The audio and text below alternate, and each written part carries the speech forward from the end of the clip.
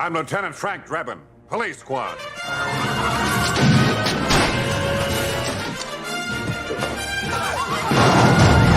no rule higher than a state.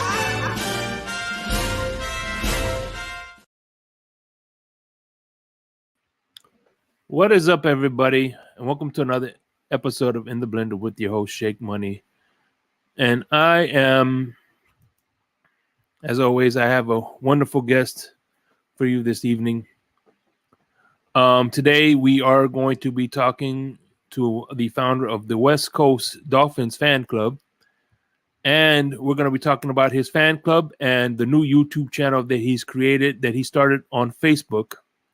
So I've just recently met him through Miami Sports Music, and he's been on the Fins Tailgate. Very knowledgeable guy. I can't wait to hear how he became a Dolphin fan. So without further ado, the one, the only, OG, Papa Paul. Welcome to the program. Thank you very much, Shake. How y'all doing tonight? You know how I'm doing. Yep. It's a good night. Every day's a good morning, Your Majesty. It is another beautiful day in Zamunda. It is another beautiful day in Zamunda. Zamunda. But yeah. So before we get to how you became a Dolphin fan, let's get to know this West Coast Dolphin Club. Why did you start it, and how can people participate? Well, I live up in Brookville, about an hour north of Tampa, and I've met several people around here that are the Dolphin fans, but there was nothing to bring us all together around here, really. So that's why I started the club up here, and it started off as West Central Florida, but I don't care where you're from, of course, either. You can still join the club. Yeah. It's just to bring people together. And I have a subsidiary of it. It's called West Coast Florida Helping Hands. And that's actually a nonprofit business in the state of Florida. And we're there to raise money for DCC. I'm sure everybody knows what DCC is. And also research, polycystic kidney disease research. Because my whole family has had polycystic kidney disease, and we live with it. And there is no cure for it. It's just a matter of sooner or later you're on dialysis and then hope you can get a kidney transplant. But we also raise money, and the Helping Hands is really new. It's only like a couple months old, but I have all my ducks in a row with it as far as licensing and all that. The main thing we're going to be doing, especially during the off season, is helping in disaster areas, like whether it's just cooking food, supplying them with food and drinks, whatever, anywhere throughout the state of Florida, even in other states. Hopefully eventually we can grow to do that. But also, like right now, if anybody knows of an elderly couple or a veteran that has just their yard has gone to the wayside because they can't afford it and everything, especially with the economy these days, I am willing to go in and clean up their yard, mow it, put some new plants in, new mulch and everything, all on West Coast Florida Helping Hands Incorporated. All free, no cost to them. If you know anybody like that, just send me a message. All right. Before we continue, I'd like to give a shout out to Chef Jew, first one in the building. I appreciate you, my brother. We love Chef Jew. My man Adam Sadowski. What's up, Adam? Cruz Ruiz, what's up? How you doing, man? I see you in there. What's going on? That is my man Raphael Courtright. What's going on? And Cap for Life. Cap for Life. We know that's Cap. the man. Yeah, everybody knows Cap. And speaking of Chef Jew, man, I'm hoping to, any way I could help him promote his catering business. I think he earns all the promotion that he deserves, because he's been a helping hand in the community as well. He's been an he's been an ambassador to this fan base, and we appreciate the hell out of him. Especially, I know I do. He's a So, good man. so you said you've been. Why did you start? You started like this a year ago, correct? It's only been like a year. Just in October I started it. So Yeah, it what hasn't made even been a year. what made you start it? Oh, I just want to be able to bring people together over here to Okay. get together, have watch parties over here, because I have never been to an away game. I've always worked all my life and lived from paycheck to paycheck.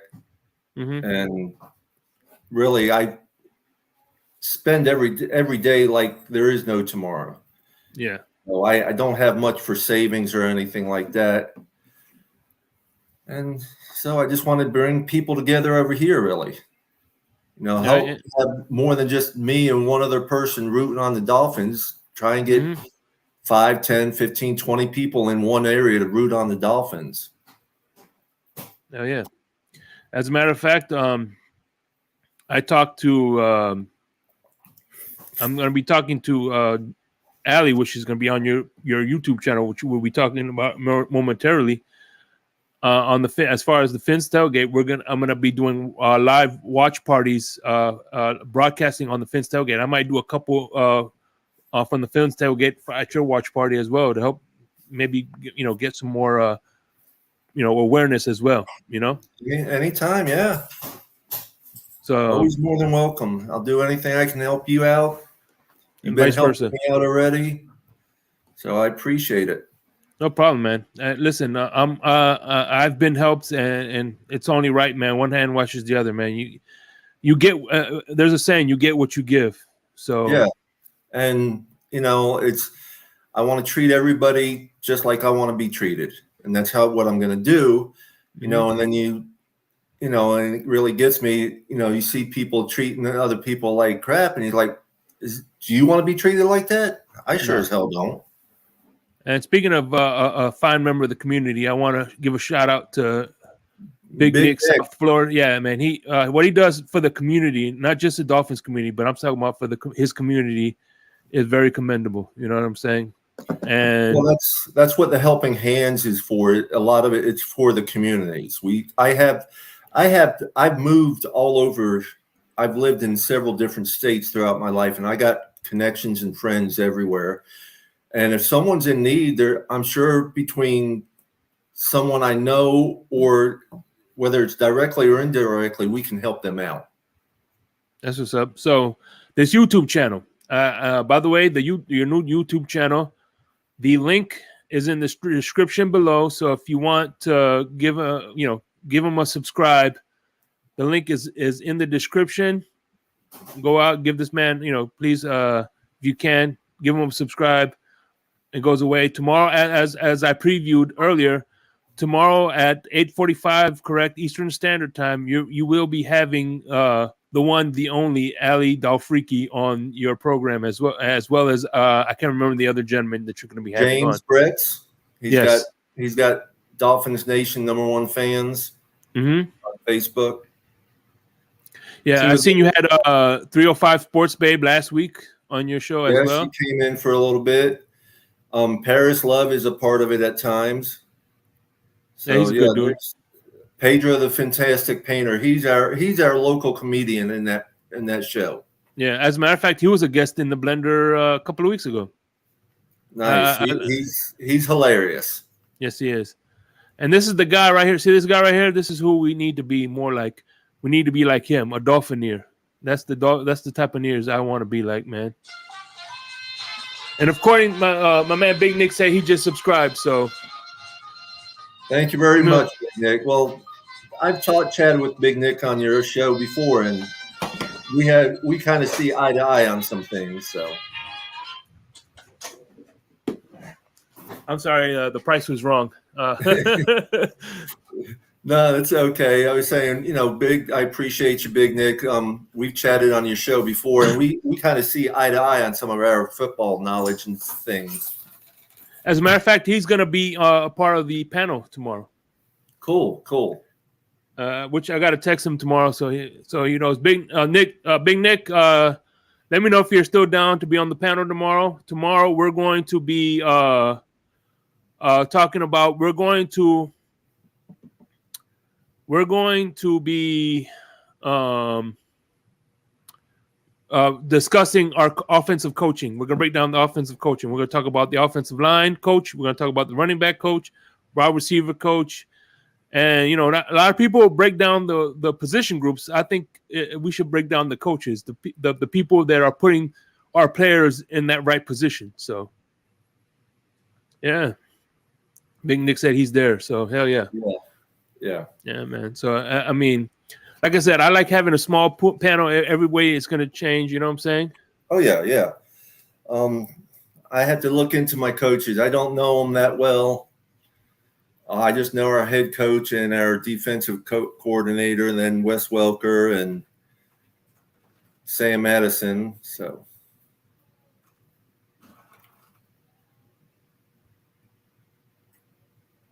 yeah. But and listen, even though he's a Buffalo Bills fan, I consider him a personal friend. Michael K is in the building. What's up, Michael K? How you doing, bro? How you doing, Michael? I've seen him. I've heard him. Mm-hmm. Yeah. Yeah.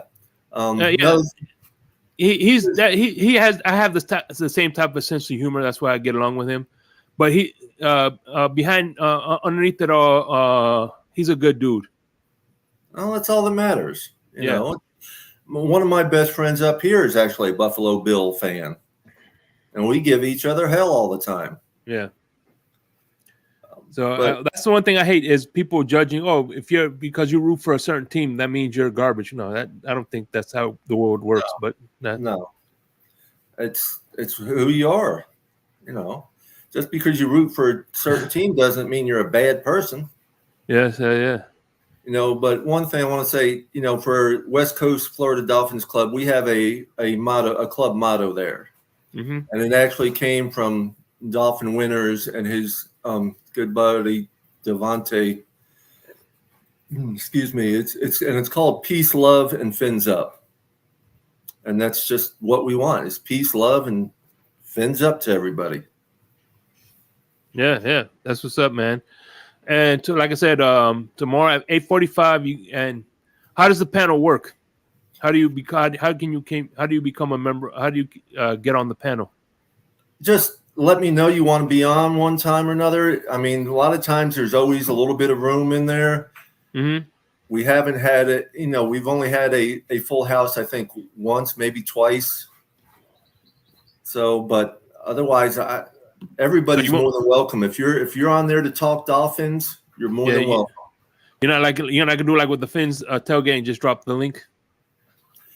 Yeah, if I'll do that if I can figure it out properly. Yeah, I could easily teach you how to do that. Yeah, I know you can, and I appreciate that. Yo, Von Joe, what's going on? What's up, Von Joe? Yeah, so what you do, like, just real quickly, what you do is when you go to the invite, you're gonna see the invite, and then it says copy link. When you copy the link, it's like you're gonna go to where you comment on the comment section and just post it on the comment section, and there you go. But that's if you ever decide to, you know what I'm saying? Yeah. But yeah, man. And what made you start the channel? There again, I am disabled. I don't work. Mm-hmm. I needed to keep busy doing things. I was just, it's just like when I'm driving, I like talking with people, and I just decide put a message out there to some of the people in my group, and ask them, what do you feel about doing a show with me, on Facebook, and where we just talk about Fins, football, and maybe, sometimes we get a little personal in there. Yeah. But that's just, most of the time it's sending out prayers to someone who needs it and things like that.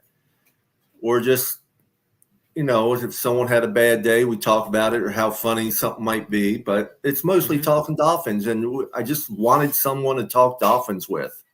Yeah. I have no one around here really, and I don't work, so it gives me an outlet. Yeah, for sure. Yeah, man. And by the way, this Thursday, another person, a member of the channel, Dolphin Winters, will be on in here as well, and I'm looking forward to that interview as well, man. And both thumbnails share that same logo behind you, as the West Coast Dolphins fan club. So yes. who came up with that logo? The design or the name? The design. The design, actually, Wayne Collard from the UK Dolphins. I told him what I wanted, which was West Coast Florida Dolphins fan club. I told him I wanted the old school logo, peace, love, and fins up in it, and he put it all together for me. That looks awesome. I mean, I put a little contest out there looking for anybody to come up with a design, and he was the only one who really came up with anything. So he actually won. I think there was one other person who had something that wasn't even close to what I was looking for, but I sent him a autographed jersey just for doing that. And he's over in the UK, and he's just going to put it in one of their raffles to raise money for DCC and other stuff they do. That's what's up. So the $1 million question: what made you a Dolphin fan? A little bit of, my grandfather lived in Hialeah before the Dolphins were even Dolphins. Mm-hmm. When I was real young, stop. Gotta holler at the dog. That's okay. When I got some. I know how it goes. Yeah. When I was real young, I always loved animals. I still love all kinds of animals these days. But I also wanted to be a cowboy. Uh-huh. I used to dress up cowboys and Indians. But when we moved to Flagler County, Florida,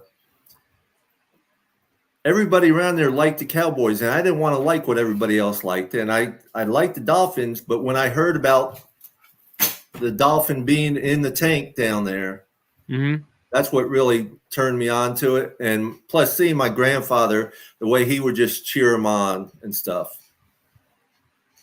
That's really what made me a Dolphin fan. I've been that way ever since. He's the only grandfather I really knew. My others had passed away already. Yeah. I only knew my grandfather on my mom's side. Unfortunately, the grandfathers on my dad's side that was in Cuba. I never got to meet him. So, yeah, that was my grandfather on my mom's side is the only one I knew. So, I have a question. If you have any questions, please feel free to ask. This is from Nick. I guess, what is your fave Dolphin moment and your worst Dolphin moment? The favorite game, I'll say my favorite game was actually what I call the Snow Bowl. I think it was around 83 when the Dolphins played Dallas, and it snowed like crazy. And they were just sliding in for touchdowns and everything. They couldn't. They, constantly trying to clear the lines and everything. It was just a crazy game. And it was so fun because in 83, I was playing sandlot football. I loved playing I did not like playing high school football really because I didn't want to wear the pads. I like hearing the flesh hit the flesh and everything. I might be a little crazy, but that's what people tell me too. So, by the way, shout out to Josh Allman.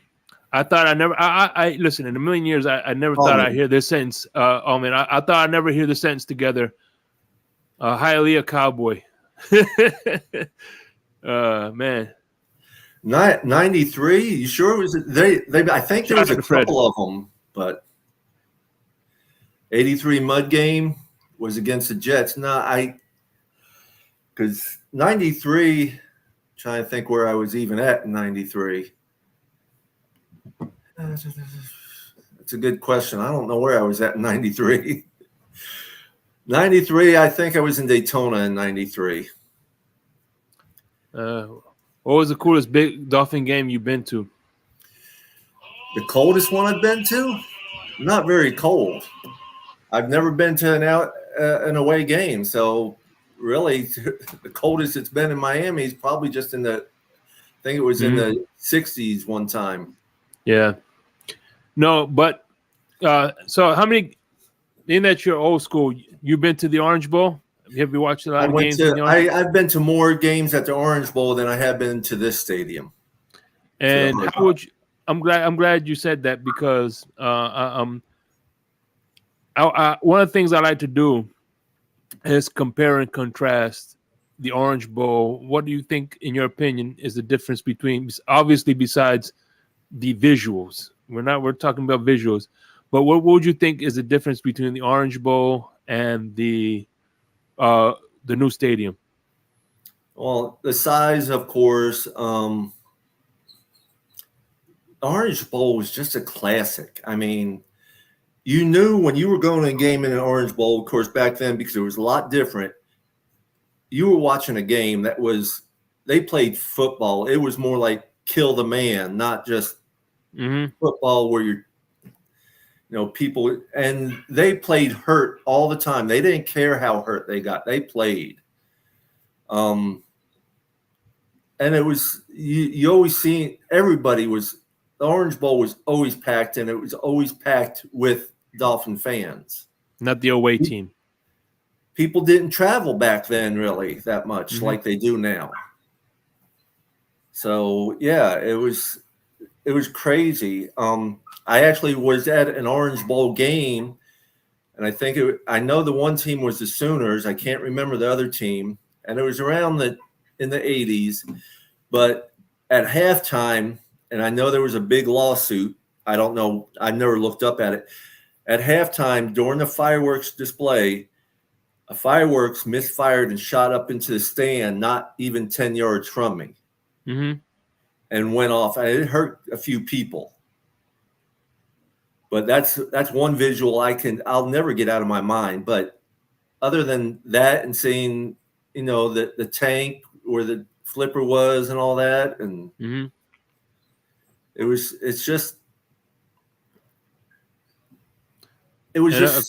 seemed like it was strictly a Dolphin atmosphere whenever you went. And according to Nick, it said the sound was way different. You think it was louder, or you think it's louder here or in the Orange Bowl? Well, I will say this last year at the stadium was the loudest I've ever heard it get a couple of times. I've never heard it get as loud as it has this last year at Joe Robbie or Hard Rock, whatever you want to call it. Orange Bowl was always loud. Always loud. Everybody was cheering because you didn't have all these suites and all these private rooms where everybody's just sitting there watching TVs and you can't hear a lot of them and everything. So, yeah, I would say it was a lot louder. Yeah, it was just your blue collar, beer drinking, fun loving type of crowd, not like these. I got you. Yeah, understandable. And I could imagine. Were there any tailgates back then, or not really? Not really. There was I think a couple people, a few here and there, nothing like you have today. When in the later days in the 80s, before they came up with Joe Robbie and all stadium, in the 80s, the tailgate was getting more and more popular. And my worst game, I really would have to say, is where we didn't win the Super Bowl with Marino. According to Josh, he said the Orange Bowl was a blast at halftime. Oh yeah, they just put on great shows. It was a lot of your local high school bands and different things like that. It wasn't just cheerleaders, and not that I don't mind the cheerleaders, don't get me wrong, but it was just there's the Orange Bowl games for college, their shows were just tremendous. Yeah, that's man. Like I said, I think somewhere along the line they kind of lost their way. I think that's why I think Pittsburgh Steelers. If you look at Pittsburgh Steelers, they're the only franchise that doesn't allow pyros or cheerleaders. It's just strictly for the fans. You know what I mean? And Yeah, it's more yeah. fan centric than Miami is. As a matter of fact, Dolph Freaky was when she was in the blender, she was talking about how she was upset because the Dolphins started to take away the fan experience, and if it wasn't for her, and then they kind of turned all that around because they heard that the fans were being displeased that were spending their hard-earned money to go to games, and they weren't getting the same customer service that they were getting years ago. So yeah. I haven't been a season ticket holder very long, basically because, like I said before, I've worked and lived from check to check, and when they started being able to pay monthly on these season tickets, that's all in for me then. Yeah, for sure. And so being that you've been to a lot of these tailgates, what kind of advice would you give somebody that never tailgated before? Go with an open mind. If you got to realize most of the sections welcome everybody. I haven't seen a section there they haven't. East 12, West 25, East 22. I mean, a lot of them.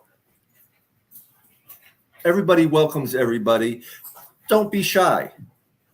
Start talking with anybody, whether it's from the other team or your own, because everybody wants to take selfies with one another and things like that. You got to be open-minded. Feel free to talk. Have fun. Have fun. That's what we're there for, not just to win a game, but to have fun. All right. I think Big Nick saying his was that the worst? It was the Jets Monday night game with Vinny Testaverde. Yeah. That was pretty. Just losing the Super Bowl when we were in it for the first time in a while. I know many of y'all haven't seen that, but I did.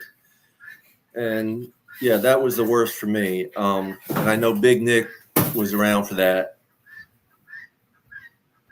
Yeah. And just never seeing Dan Marino get a ring. He deserves a ring, man. He really does.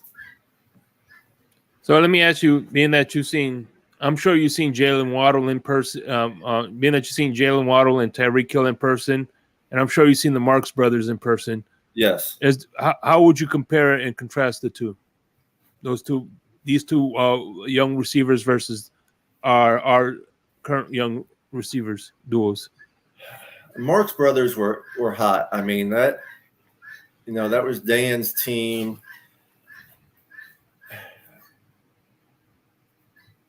At the time, it's hard to compare the two. They're two different style of plays, really. Mm-hmm. The Marks brothers were, they had the speed and everything, but they were also ran the ball hard and tough, and took a lot of hitting back then. Where Waddle and them, they these days there's a lot more juking and skipping around players, so they have more agility these days than they did back then, I would say. Even though the Marks brothers could put the moves on. Yeah. I have actually that Marks brothers jersey signed and framed up in my room. They're a couple of my favorite players, besides go back to the Killer Bees. I know not everyone knows the Killer Bees unless they just done research. But yeah, Nat Moore was a good one. I'm looking at the comments. Nat Moore, yeah. But it's two different times. So, but I would say they're equivalent in their own eras. Yeah, of course. No, because the only reason I bring them up is kind of like, for instance, when they bring up Ricky and Ronnie, you could kind of, the last time we had a 1-2 combination like that was in the 72 Dolphins team, which was Mercury Morris and Kick, Larry Zonka and Morris, And Warfield. Yeah. Yeah. But as far as the running back room is concerned, yeah, Paul Warfield was the wide receiver, but you know what I mean? Yeah. Yeah. So and I think the last time that's why I always bring them up is because when was the last time I think we had a great 1-2 wide receiver duo was the Marx Brothers.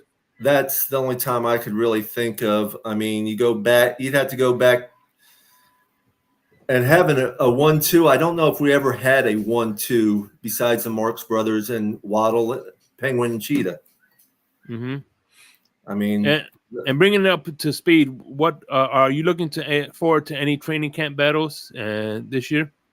I'm looking forward to the running back, and I'm very much looking forward to Mike White, Skylar Thompson. I know there's a fourth quarterback on there. I can't think of his name right offhand, but this Skylar Thompson and Mike White, I'm really looking forward to that battle. The number 2 spot? Yeah. I believe Skylar's going to end up with it. That's my personal opinion. I just want to see A-Chain in the running back position, see him in person. Yeah. He's one of my favorites as far as a player right now. As for a rookie, I love Waddle. Waddle's just is in my tops for a player right now. So, yeah. But and defense, safety. I like to see if maybe Deshaun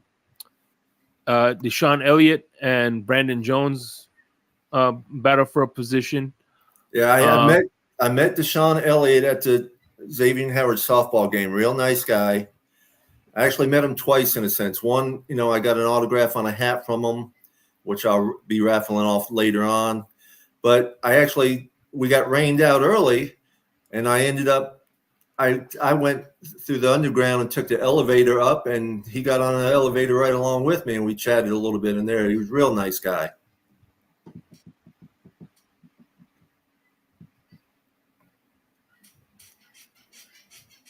Yeah. No. Yeah. One of my I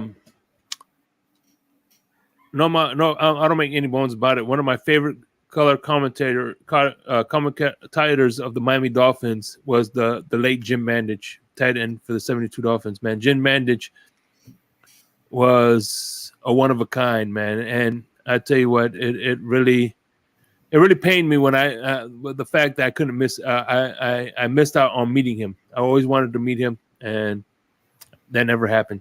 But,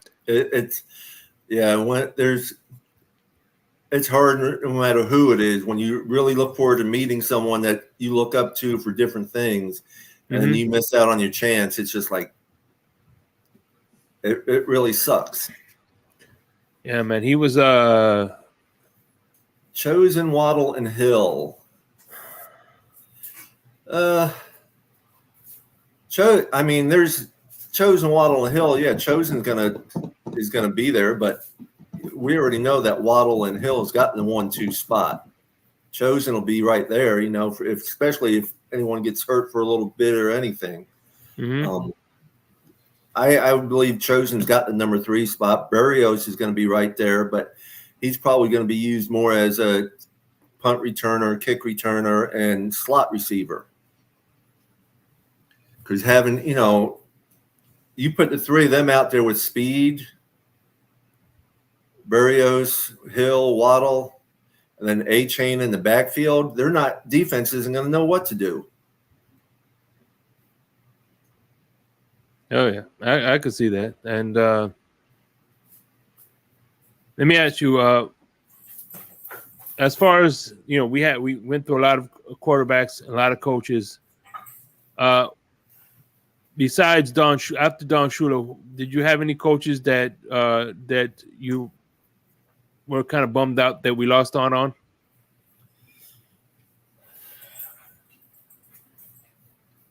Not that I can recall. During the early 20s to around 2010, I only caught games here and there because I was doing actually until about 2012 because I was actually working 7 days a week. So I only caught games here and there. But thinking back to all the different coaches, it's hard to say because it seems like we would just start doing something and they'd fire a coach or fire this one or GM or fire, I don't think any of them had a real chance. Yeah.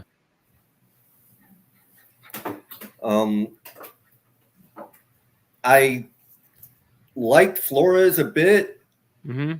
but I did not agree with him putting in Tua as early as he did. Just for the fact he wasn't even back from a major hip surgery in less than a year. Mm-hmm. He wasn't even back a full year yet. Yeah, he might be doing everything he needs to be doing, but he's still, something like that, kids bound to have some PTSD, worried about getting broken up again like that. One good hit and he breaks that hip again, or the other one, he's done. He's come a long ways in the last couple of years, and I'm hoping he stays healthy this year. If he can make it through this year health-free, we're locked in. I agree 100%, man. I agree 100%. I do like Mike McDaniels right now, seeing just some of the things he's done. It's still hard to say. Last year was his first year. There was a lot of rookie mistakes, and I'm hoping he can correct those this year.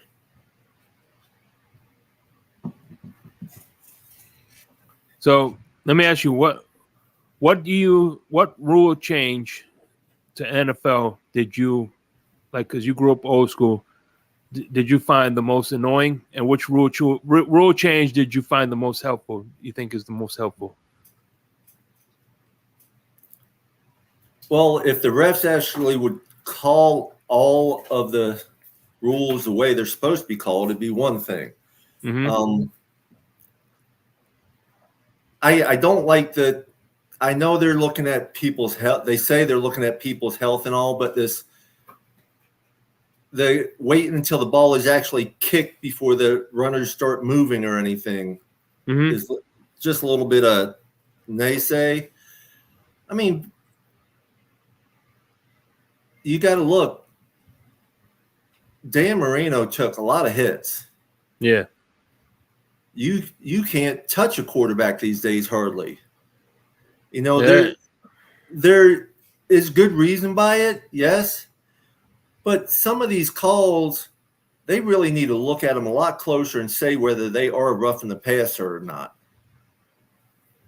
And I know some of these guys know what I'm talking about, just like the one where Phillips last year got called for roughing the passer, and he didn't even do anything really. He was on top of him, just trying to get up and everything.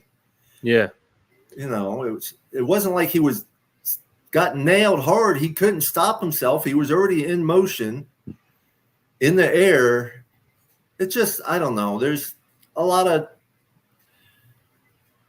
I do agree with, the horse collar, not grabbing by the shirt or the hair.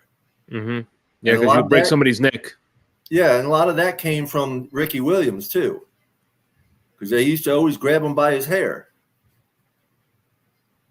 I agree with that rule very much so. I think that helped out because, you can very easily break someone's neck on that.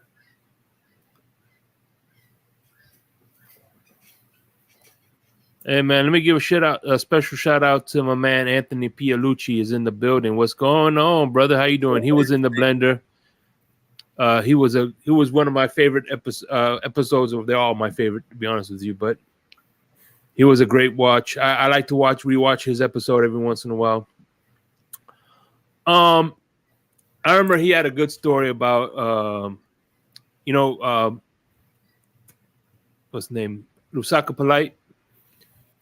And the one story he was telling me was he saw Lusaka Polite. This is when he was just he was with the Dolphins, and he says, "Hey, can I get your picture?" And he's like, "Yeah." So this was back in the day, so he had to go get his camera. And when he went to go back to take his picture with his son, the security said, "No, we can't do it. You got to sit down." So Lusaka Polite looks at him and says, "Hey, I thought we were going to take a picture." He says, "I can't." The security, and he's like, "Hey, lady, get out of my way." and he told the security to step aside so they could take the picture. And I like, that's amazing. I like it when I like that, because at the end of the day, he knows he's humble. He doesn't think he's too big, important. You know what I mean? Exactly. Yeah. Well, it was not a Dolphin player, but I think I was 6 or 7 years old at the game room at the Contemporary Hotel at Disney. Mm-hmm. Actually met Lynn Swan. Wow. And had his autograph. And I had it for years, and I think it still might be in my trunk. I don't know. But he was he was in the game room, and all us kids are there and he just kept signing papers after papers for all of us kids as he's walking through and stuff. He was a real nice guy. Yeah, I think back in the day, there were a lot of players were genuinely fan centric, and now it's which it is what it is. It's more about the money. Yeah. Yeah. Back in the day, they played for the love of the game, for one. Mm-hmm. They didn't play for the money because there wasn't. And how many NFL players, from then even up into 2000, some end up dead broke shortly after they retired. There's quite a few, actually. Mismanaging their money. Well, mismanaging their money, also not having trustworthy people, bad investments, all that. Yeah. I mean, that at one time after he retired, Dan Marino actually went broke. He went broke. Yeah, he went broke, and it was a lot to do with his I don't know if his accountant or one of those people dealing with the money and made a lot of bad investments with his money and stuff, and I think even embezzled some. So I don't remember the whole story, but I know remember reading on it. Warren Sapp from the Tampa Bay Buccaneers, he went broke. Oh yeah, he owes child support, and yeah, it's a crazy story. I think he lost his Super Bowl ring because they were trying to they wanted to confiscate his Super Bowl ring so he could pay. It's at the end of the day, I think at the end of the day, NFL players need to realize if they're not making this big money unless it's for the fans. They play in front of fans. Without the fans, they're not going to make anything. Yep. Because it's the fans that are buying the tickets. Watching the games, buying the tickets, buying all the memorabilia, the jerseys, everything. What's your favorite Dolphin memorabilia? The one that I own right now, I would have to say is my Zach Thomas framed jersey. I have I had it framed myself. There's 2 football cards in it, 2 different autograph photos, and it's got 5 inscriptions on it. DP or DRO, Defensive Rookie of the Year.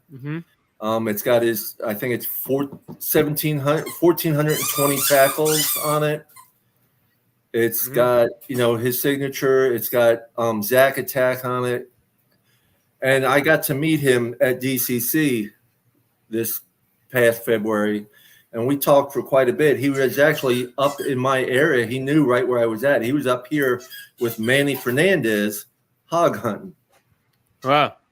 So we talked about that some, and he told me, he goes, well, we just got to get Hall of Fame on that jersey now. I said, yes, sir, we do. So he's my favorite basically because he proved everybody wrong. When he got drafted, everybody was saying he was too small to be a linebacker. He'll never make it in the NFL. And he proved everybody wrong. 7-time Pro Bowler. It was incredible what he did. The hits he made. So you actually got to hang out with Manny Fernandez? No, Manny wasn't at DCC, Okay. but Manny By had the way, took Zach Thomas hog hunting up here. okay. By the way, I'm gonna give a quick shout out to my man Anthony Piolucci. He says, "Papa Paul, you hit the nail on the head. We, as the fans, pay these guys' salaries. 100%, bro. Yes. I appreciate you, and you help. And that super chat help pay for the help run the StreamYard. So I appreciate you. So we could have these conversations. I appreciate that very much. It helps out. Yes. Fred, no, I did not ever sneak in any Dolphins games, Fred. I didn't live down there. I wish if I lived down there, I probably would have. Give me a second.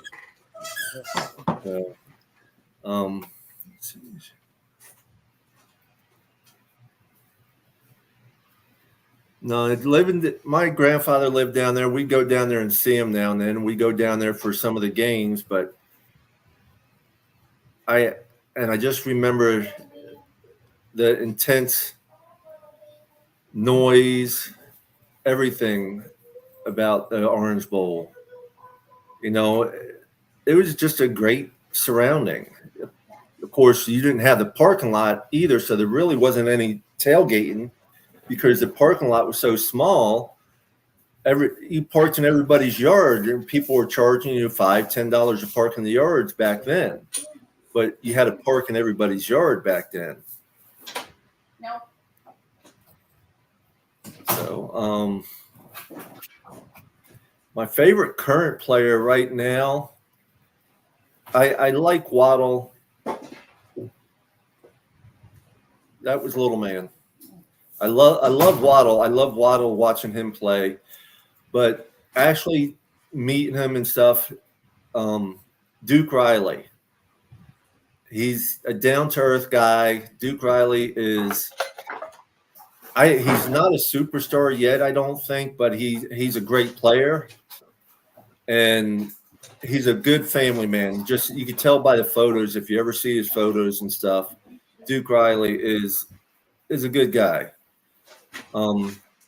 Raekwon Davis. Raekwon Davis actually lives next to a friend of mine's, a cousin of mine's friend's house, and from what I hear, he's gone over to her house a few times to ask for help with things like sewing up socks or something, of the sort. It's funny. So, yeah. My apologies.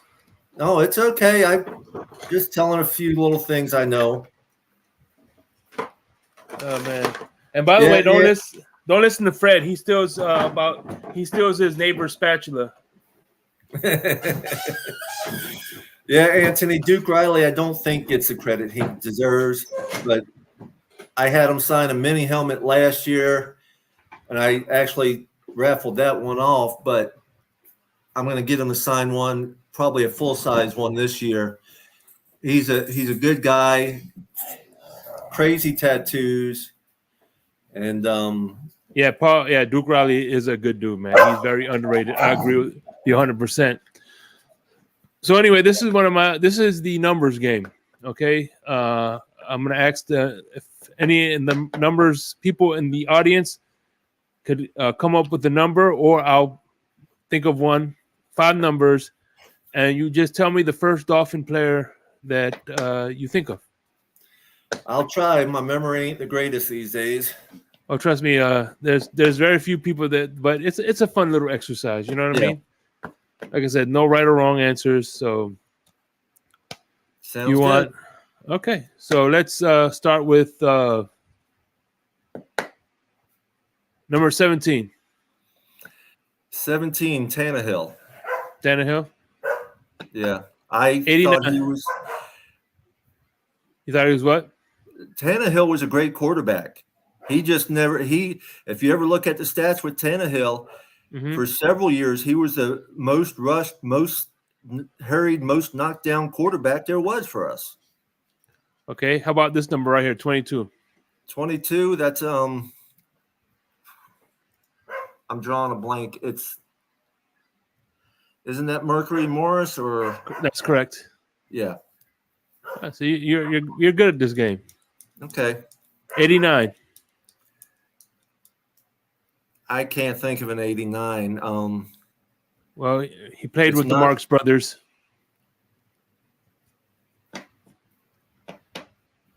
You got me. Nat Moore. Nat Moore. Okay. How about 81? I mean, not 81. 91.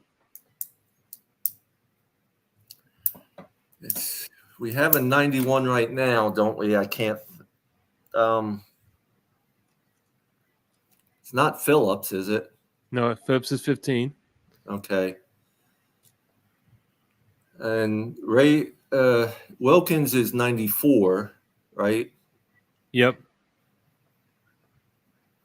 What's Raekwon Davis? Raekwon Davis is 98. Hell, I don't know. Man, Q got it. Emmanuel Agba. What's going on, Q? My favorite Oofs. What's going on, brother? Hey, by the way, Mike Cantina. Mike Cantina, shout out to him. He left a nice comment because I read the Finn's Tailgates comment section after I'm done with the show because I don't get notifications.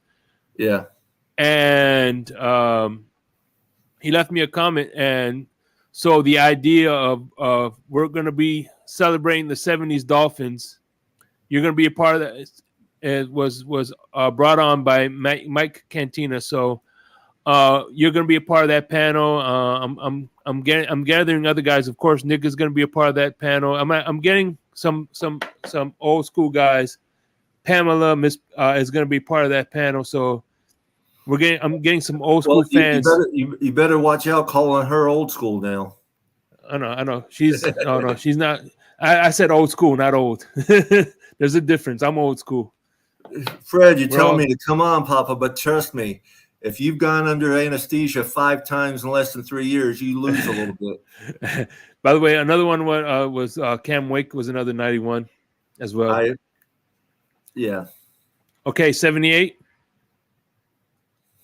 78. I'm going to cheat a little bit here, see if I can figure it out while I'm thinking. Well, Austin Jackson, 73. Mm-hmm.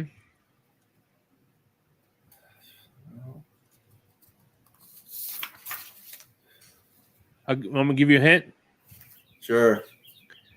Think of an offensive tackle that should be in the Hall of Fame but isn't in the Hall of Fame that we have.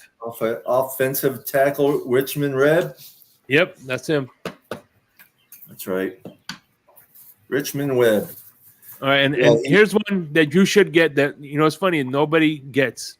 All right, I'm going to give you a Dolphins trivia. This is a numbers game Dolphin trivia. Let's see if you get it right. Okay. Name the 3 Dolphin jerseys that are officially retired. Marino, 13. Correct. I gotta look at my names here. I'm trying to think.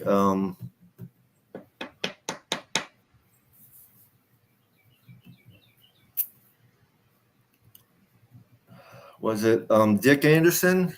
Nope. No. He's another quarterback. So it was either Morrell or Greasy. Yep, Greasy, Marino, and there's one person left. He's from the 72 team. From the 72 team, it could be a number of people. You got Mercury Morris, Warfield. Nope. He wore number 39.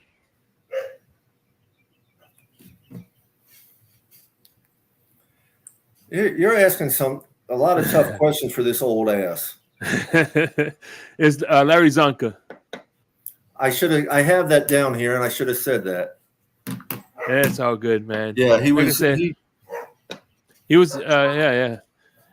Zonka he was a freight train. Yeah.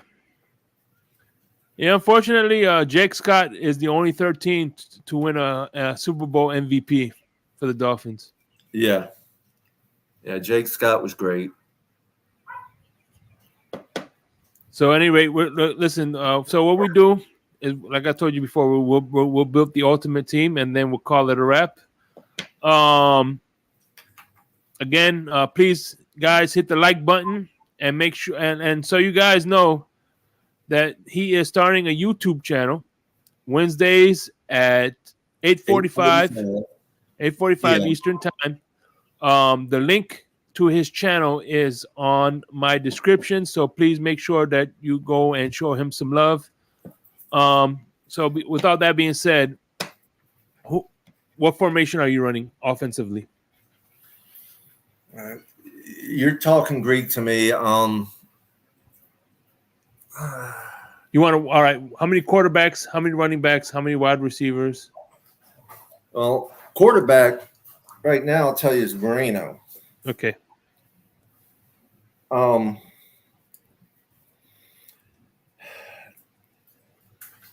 back? Running back is I'm putting, I got some depth here in a sense. You got Zonka and Williams, Ricky Williams and Zonka. Okay. Wide receivers. Let me write this down. Ricky and Zonka.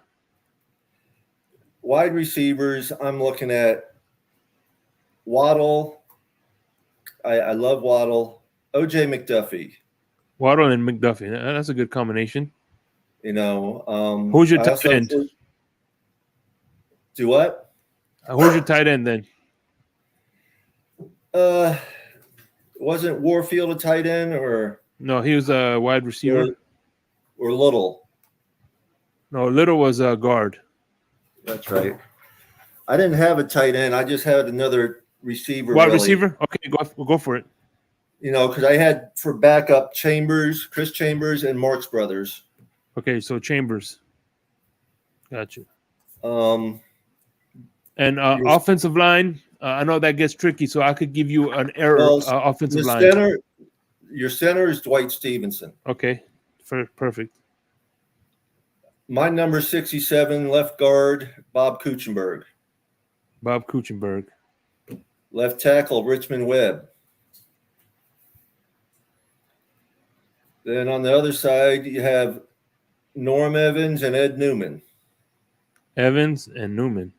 Well, those are names I never heard of. So old school. Yeah, I like that though. Some of the best players to work the offensive line. Mr. Bleezy, 38. What's going on? Another member of in the blender. All right, and then let's go. What your you're running a fourth? Are you doing a 4-3? Four defensive linemen or three linemen backers, or you could do. I just got a bunch of names written down here. Okay. Gotta have Zach Thomas and Jalen Phillips. Okay, those are your outside linebackers. All right. The Killer Bees had a part of it, but the Blackwood brothers, Lyle and Lyle Blackwood and his brother. I remember Lyle. I can't remember the other one half the time. What position they play? They were linebackers as well, but you got X-Men and Brock Marion for cornerbacks. Well, Brock Marion was a safety actually. Or safety, yeah. Okay. So Patrick Surtain. Hold on, Blackwood brothers. Let me put the Blackwood brothers. Yeah. So X and Patrick Surtain, then you have Marion. Marion and I'd say either Jake Scott or Dick Anderson. Jake Scott, that's a good one. And then your D line, and that'll wrap it up. Manny Fernandez. Okay. Bob Hauer. Bob Hauer. Cameron Wake.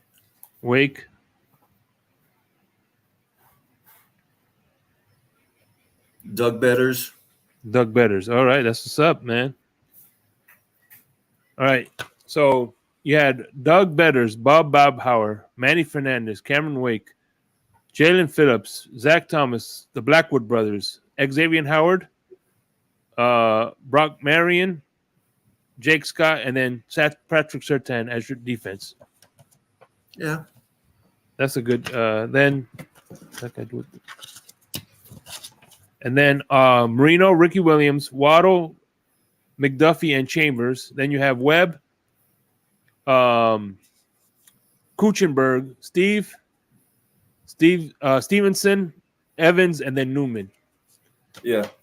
And one thing about Kim That's right. Bokamper, he's a Yeah, I thought about him because I had him down, but mhm. you know, Kim Bokamper, he does Dolphins media.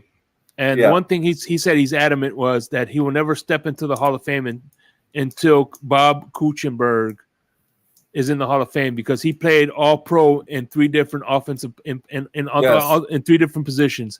yes, The one story that he says all the time is the fact that one week he was playing with a broken back. He said Monday through Friday, right? Monday through Saturday, he was he had a cast on. Saturday night he would cut the cast off, play football. Then after the game, he'd go back in that cast.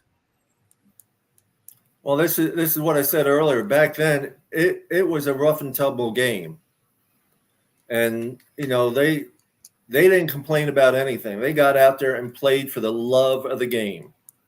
Mm-hmm. And thank you, John. Yeah, it's Glenn Blackwood, is the Lyle and Glenn Blackwood. I actually have, because there's a part of that. Baumhauer was, I believe, part of the Killer Bees, as well as Charles Bowser. Yeah.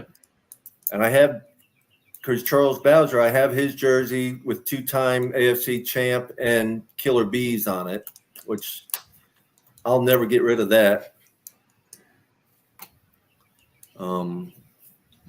There's several things I have. I have a room full of stuff.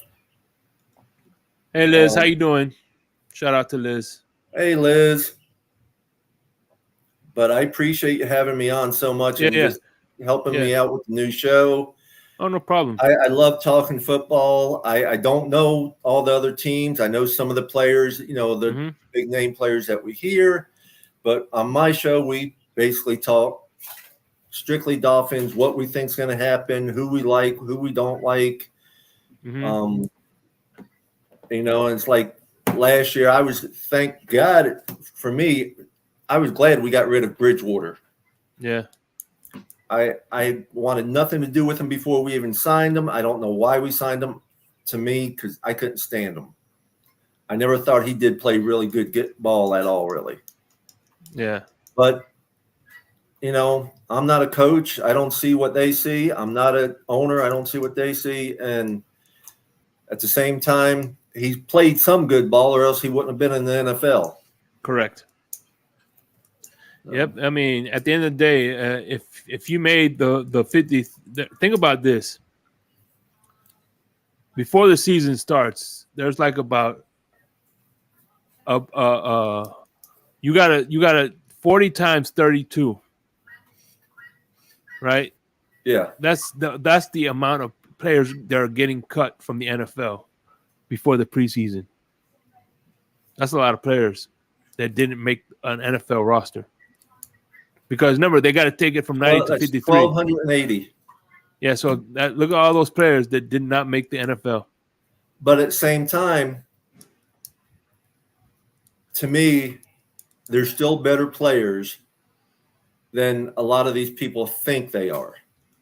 Because at least they had the opportunity and stuff. Mm-hmm. Yeah. And honestly, when it comes down to,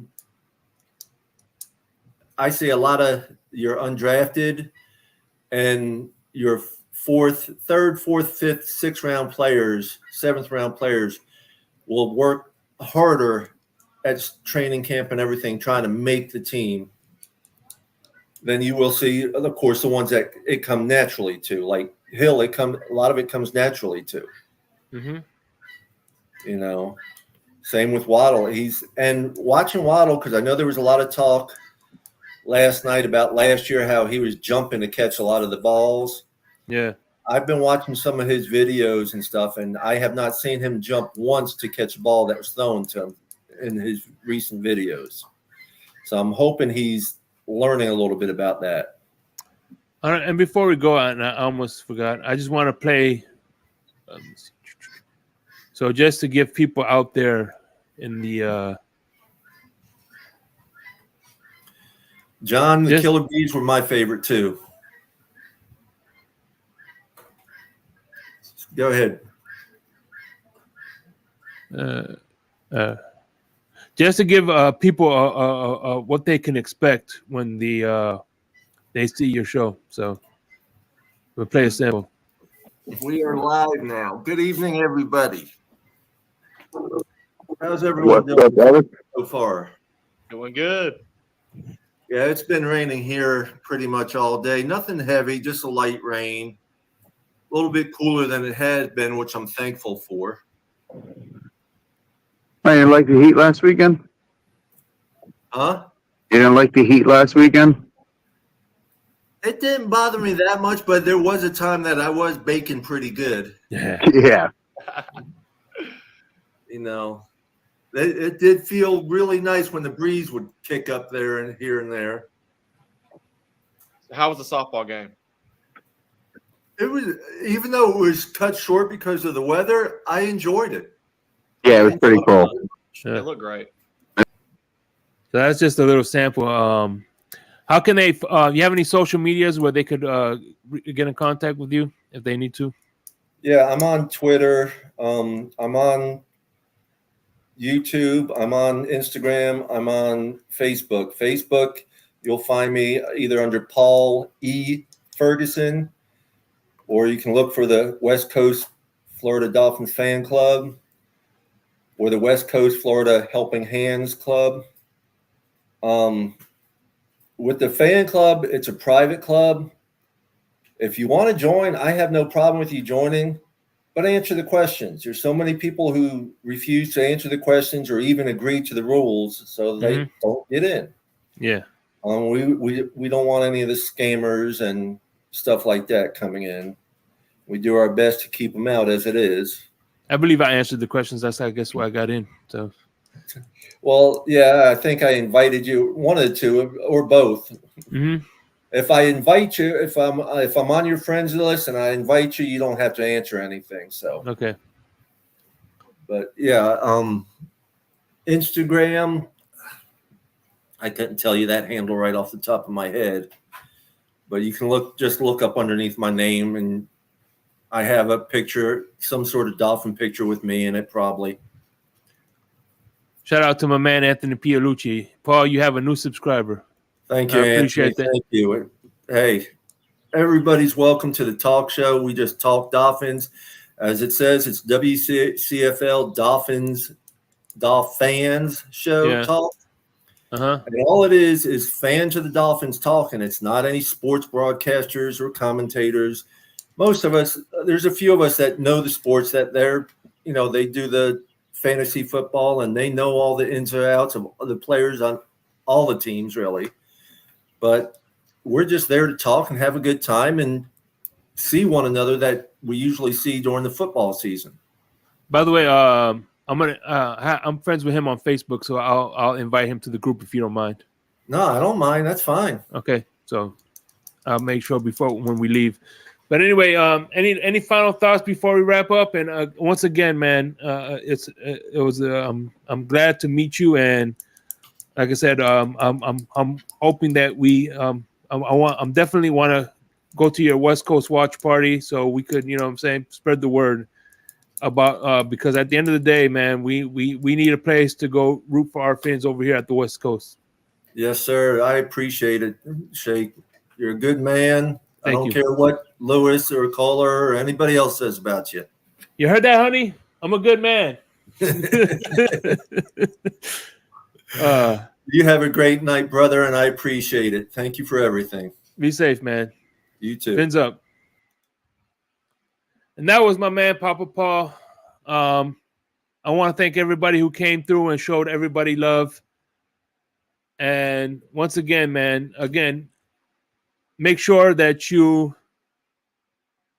like, subscribe, and go to and show love to Papa Paul. The link is in the description. Make sure you show some love, man. Pins up. I am out.